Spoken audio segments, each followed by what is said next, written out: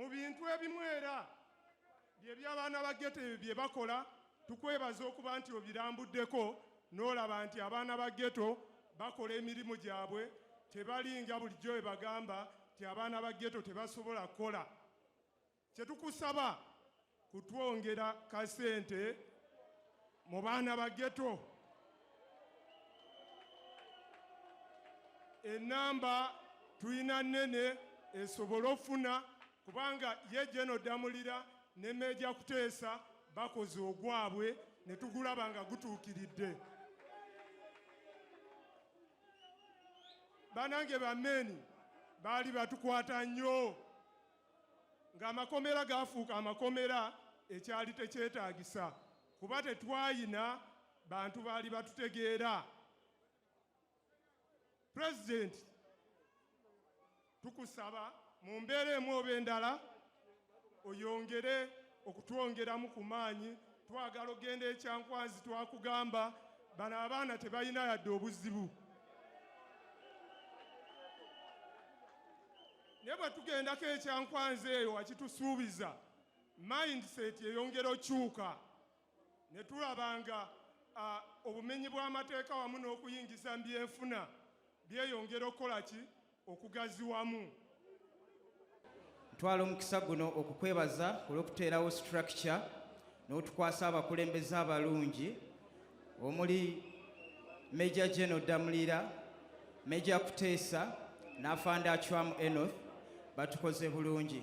Tukwebaza His Excellency kubanga ng'ennaku z'omwezi 3 mwezi ogw'omukaaga omwaka oguwedde sakoze watukolera wazituteeramu obukadde 10 naffe eno mu Kasangati Division sente ezo twazifuna era twatandika okuzeewola mu mwezi ogw'ekkumi omwaka oguwedde. Your Excellency, tuyina bammemba ba Ghetto Youth 187 abasobodde okufuna ku ssente ezo. Naye mukama wange tusiimidde ddala bwongerwa kubanga watulowoozaako abalala nga batusudde. Your Excellency, Kasangati Division erimu emiruka 9, erimu ebyalo 52 era erimu ghetto mu buli kyalo 5 ate nga ghetto ezo zikuŋŋaaniramu bayuuti 10 ekitono nga kitegeeza nti mu Kasangati Division, Your Excellency, tuyina bayuuti 2600 n'okwambuka naye ku bo abo 187 bokka be baafuna ssente. Your Excellency, wano wenkusabira nga nfukamidde ku mavivi gange ssebo w'ekitiibwa otwongere ku ssente mu sako yaffe kubanga tuyina ebitone bingi, tuyina ebyokukola bingi naye tubadde tubulamu ka kapito. Taata muzeeyi waffe omulungi nkusaba nga nkwegayirira sako yaffe ogyongeremu ssente akalulu eno ewaffe ogenda kuyoola kayoole kubanga wakirabyeko mu kalulu k'abavubuka eno Center of Opposition naye twasobodde okuwangulawo. Your Excellency, eyo yabadde endozo, tuli naawe 2026 n'okweyongerayo. Nsaba Mukama akukuume era akuwangaaze. Now the problem is that there are very many cooks who divert you. Ekizibu ekiriwo nti abafumbi bangi abababuzaabuza. The problem of the youth obuzibu bw'abavubuka should have already been addressed bwandibadde bwakolebwako dda if people were listening. Senga abantu baali bawuliriza. Now amaduuka ag'enjawulo this did not just happen. Bino tebyajja buzibu ebityo. In 1986 there was very serious Ebola shortages. Waliwo ebbula ly'ebintu. Salt, omunnyo, paraffin, amafuta, soap, sabuni, cloth, engoye. All these were in shortages. Byonna byali bya bbula nnyo. Now these factories naye kati amakolero ago are making those products here in Uganda. Mazima gakola ebintu ebyo kati wano mu Uganda. And even new ones. N'ebipya which we didn't have here before. Bye tutaalina emabega. And Kampala is full of these factories. ate era ne kampala naye ejjudde amakolero ago. Now, this Makorero Amakolero gano have got a lot of workers bajjuddemu abakozi from all over Uganda. abava mu bitundu ebyenjawulo ebya Uganda. Now, if people were listening to the NRM, those Makorero Amakolero ago have created now 1.2 million jobs. gasobodde otukolera emirimu okutuweera abaana baffe kumpi akakadde kamu emitwalo 2 emirimu. If you count Senga oba obaze all the jobs of the government, emirimu gyonna egya gavumenti, the policemen, the soldiers, egy'abasirikale, ab'amagye, there are 480,000. balinga 400 emitwalo 4 mu 8. The factory jobs Emirimu egy'amakolero is now 3 times more, gikubisaamu emirundi 3 okusinga ku ekyo, and they are growing. ate nga gikula. And then there are jobs in agriculture, Ate tulina n'emirimu egivudde mu by'okulima n'okulunda, then services, ate n'obuweereza obulala, transport, gamba ng'ebyentambula, hospitality, ebyazi woteeri, all those are jobs. egyo gyonna mirimu. So services have created 5 million jobs. Obuweereza obwo nabwo busobodde okutuwa emirimu kumpi bukadde 5 obw'emirimu. Now, there are still some issues of the good pay.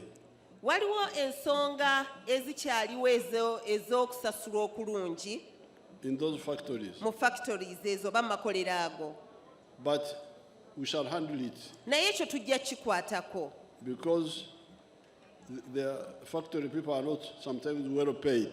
kubanga bannaffe abakola mu makolero ago ebiseera ebisinga tebasasulwa bulungi. But we have not put so much pressure on these people Tubadde tetunnabateekako nnyo kifuba because olw'ensonga we still also had our own things to help them with. ate naffe tubadde tukyalina bye tugezaako bakwasaganyizaako To have low cost of electricity, okusobola okubeera nga amasannyalaze tegabeera waggulu nnyo, low cost of transport. ebyentambuzibwa nga nabyo tebiri waggulu nnyo. That's why we are working on the railway from Kenya and from Tanzania. Yensonga lwaki kati tutadde essira ku kukola leerwe oba oluguudo lw'eggaali y'omukka okuva Tanzania ne Kenya, And also the electricity. n'ekyokulaba nga tukola ku masannyalaze. The price of electricity has now come down Ebbeeyi y'amasannyalaze kati ekkakkanye for the factories. ku bannaffe abakola mu makolero. So that one we are handling. Ekyo tugezaako kikwasaganya. We are working on the railway. Era n'eggaali y'omukka, oluguudo lw'eggaali y'omukka nalwo tulukwasaganyizza. Now, once we have the low cost of transport, Kasita tunaaba nga tussizza ebyentambuza low cost of electricity, nga n'amasannyalaze tugakkakkanyizza, we can then kambwara, ate kati awo tujja kuteeka ekifuba. say now pay better. So, if you are living in Kampala, N'olwekyo bw'oba oli mu Kampala, if you don't want to work in the factory, bw'oba toyagala genda kukola mu makolero, do something that you can sell to other people. baako ky'okola ekisobola okukuyamba okuguza abalala, obeeko ky'ofuna. Those workers in the factories Abo abakola mu makolero buy things, bagula ebintu, buy meat, bagula ennyama, buy milk, bagula amata, buy things of the shop, bagula ebintu ebitundibwa mu maduuka, food. bagula emmere. So, you can either work in the factory N'olwekyo osobola okukola mu makolero or Oba- supply the factories oba obe ng'olina by'otunza amakolero ago, or supply other Ugandans. oba obe ng'olina by'oguza bannayuganda abalala.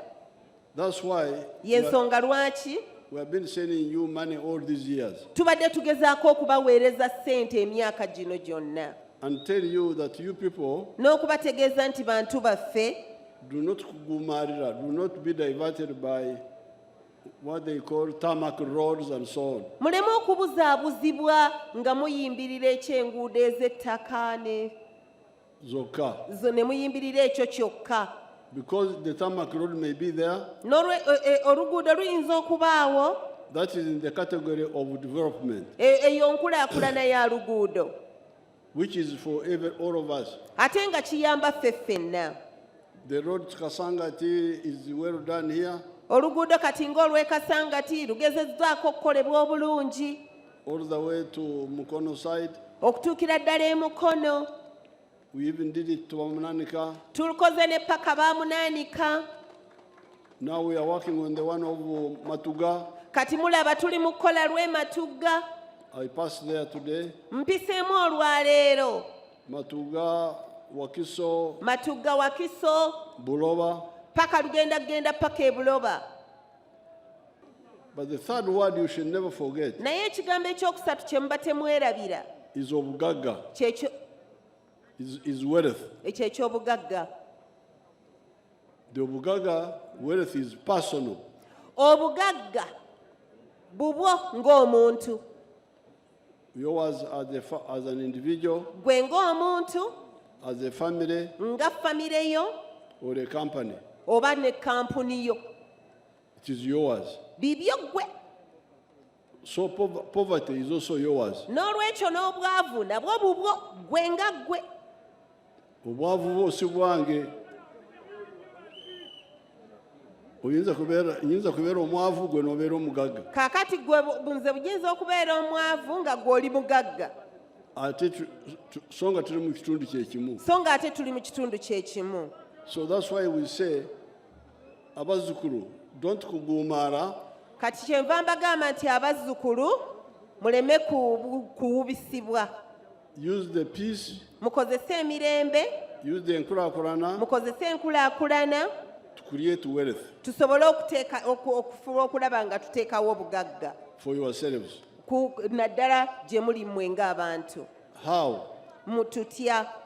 Number one, Ekisooka, if you are in the rural areas, naddala bw'obeera ng'oli mu bitundu eby'ebyalo, you can do commercial agriculture. osobola okukola eby'obulimi n'obulunzi ebivaamu ssente.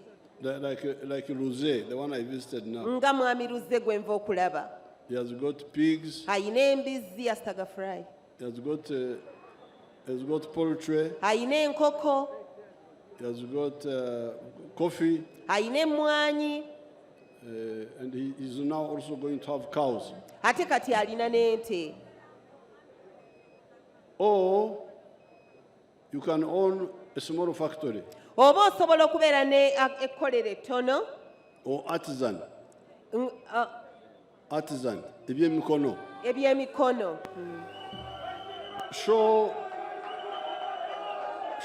Show my bazukulu here the machines I was seeing today, if you have them. The people of Kagoma, the Kagoma group, Abantu b'e Kagoma bakola metro fabric. Balaba Kagoma. ng'oggyeko enguudo, We have always been putting money for entandikwa for wealth creation. tubadde tuteekawo ssente eziyambako mu ntandikwa okusobola okugaggawaza abantu baffe At the sub-county. ku levo y'eggombolola. Then NADS. Ne tuteekawo NADS, Then Operation Wealth Creation. ne tuteekawo Operation Wealth Creation. Now recently, PDM. Kaakati ate mu bbanga eritali lyewala ne tubaleetera PDM. But the problem is that you don't follow up these programs. Naye eky'omukisa omubi, puroguramu zino temuzigoberera. Those who follow them up Ate abo abazigoberera do well. bakola bulungi.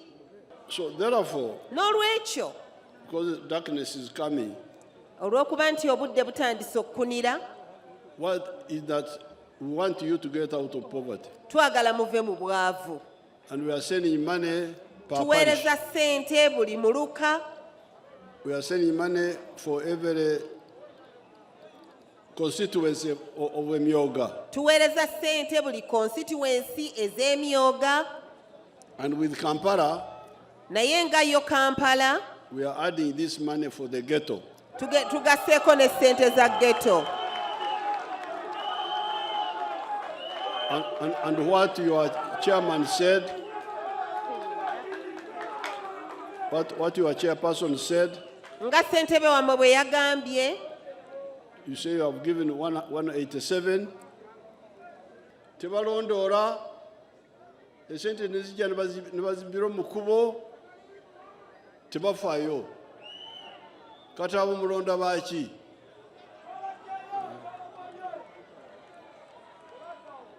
Kati awo ffe Abaganda b'omu Lukoola tulina engero zaffe.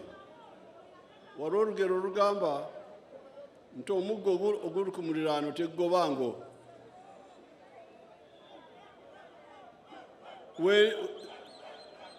Nze wendi ndi mu gavumenti mbawagira naye basi katuwulirize, ndi mu gavumenti mbawagira naye ndiwalako. Kyetaaga omubaka wammwe oba wano kumpi, omuggo oguli mu nnyumba gwe gusobola okugoba engwe kubanga guli kumpi. Mulonde ababaka ababafaako.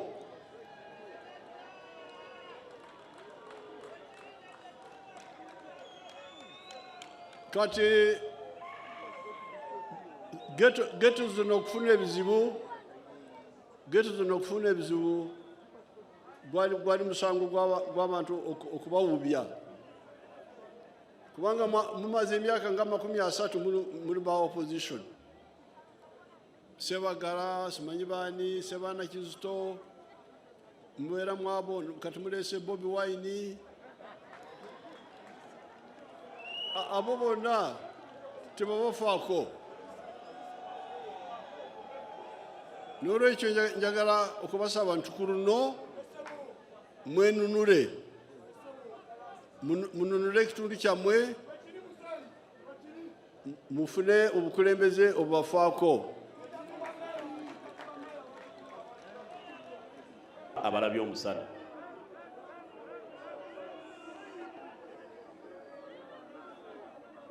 Aha. Museveni oye! Abavubuka muwage, Museveni oye! NRM oye! Aha, webalinye Mukama wange President. Group ey'okubiri Mukama wange be bakulembeze abageto, leaders b'abageto mwanguweeko, obudde buzibye. Era botumaliza ekifaananyi ekyo Mukama wange President, tugenda kuba ennyimba z'eggwanga n'omukolo tuguggalewo. Leaders ba ghetto,